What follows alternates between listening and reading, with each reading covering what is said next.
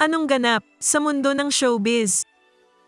Nilinaw ng kapatid ni Dominic Roque na si Lian Roque na hindi ang aktres na si Bea Alonzo ang tinutukoy niya sa kanyang cryptic post na may temang wolf in sheep's clothing o isang doble kara na tao.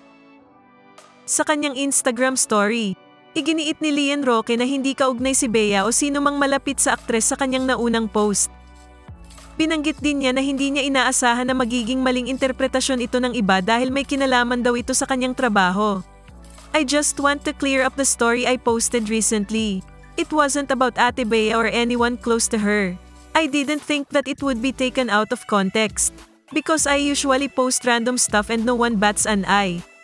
I hope this explains it. And this should be the last post I'll do about their issue. Sabi ni Lian.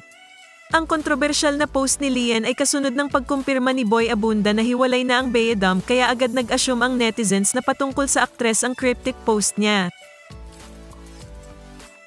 Kung nagustuhan mo ang content na ito, huwag kalimutang mag-subscribe at i-click ang share, like, at i-comment ang inyong opinyon.